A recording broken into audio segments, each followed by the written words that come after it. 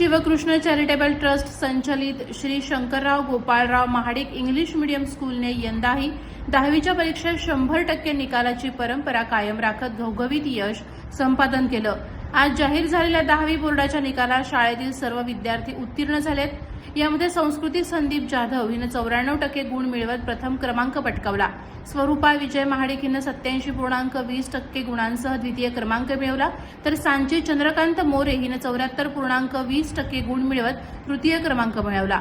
10वी बोर्डाच्या परीक्षेत यश मिळवणाऱ्या सर्व गुणवंत विद्यार्थ्यांचे तसंच त्यांच्या पालकांचे सर्व स्तरातून अभिनंदन होत आहे। विद्यार्थ्यांच्या यशाबद्दल शाळेचे संस्थापक शंकरराव महाडिक, अध्यक्षा मंगलाताई महाडिक, उपाध्यक्ष बाबूराव महाडिक, मनोज महाडिक तसंच मुख्याध्यापक, सर्व शिक्षक आणि शिक्षकेतर कर्मचाऱ्यांनी विद्यार्थ्यांचे आणि पालकांचे अभिनंदन करून पुढील शैक्षणिक वाटचालीस शुभेच्छा दिल्या आहेत। Bureau report, Konkan news Marathi, Poladpur, Raigad. माझं नाव शंकरराव महाडिक। आमची शंकरराव महाडिक इंग्लिश मीडियम शाळेची परंपरा SSC बोर्डाला अजूनपर्यंत 100% निकाल, यावर्षीसुद्धा तो 100% निकाल कंटिन्यू झालेला आहे। आणि यावर्षी आमच्या शाळेची एक विद्यार्थिनी संस्कृती संदीप जाधव, मूळची राहणारी कापडापासून पोलादपूरला रोज अपडाऊन करणारी एका सामान्य अतिगरीब कुटुंबातली विद्यार्थिनी, ना ट्यूशन ना बाहेरचं कुठलं काही शिक्षण, फक्त शाळेच्या शिक्षकाच्या शिकवण्याने तयार झालेली या मुलीला SSC बोर्डामध्ये 94% मार्क म्हणून शाळेत पहिली आली आणि तालुक्यात पण तिने चांगला नंबर मिळवला असेल।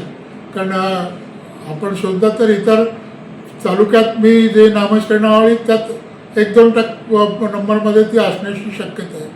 त्याच्या दुसरं महत्त्वाचं पॉईंट म्हणजे खेडचा रोटरी क्लब खेडने जी स्कॉलरशिप परीक्षा ऑल ओव्हर इंडियाच्या ज्या कॉम्पिटिटिव्ह एक्झामिनेशन सुरू होतात त्यासाठी घेतलेली जी परीक्षा आहे, त्यामध्ये आमच्या शाळेतली संस्कृती संदीप जाधव हिने चांगल्या प्रकारे मार्क मिळवून ती स्कॉलरशिप परीक्षेत ती पास झालेली आहे।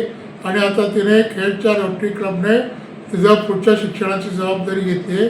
म्हणजे ती पुढे भारतीय कॉम्पिटिटिव्ह एक्झामिनेशन, महाराष्ट्राच्या कॉम्पिटिटिव्ह एक्झामिनेशन यामध्ये नक्कीच हमखास यश मिळेल आणि चांगलं शाळेचं भवितव्य उज्ज्वल करेल। त्याबद्दल अभिनंदन।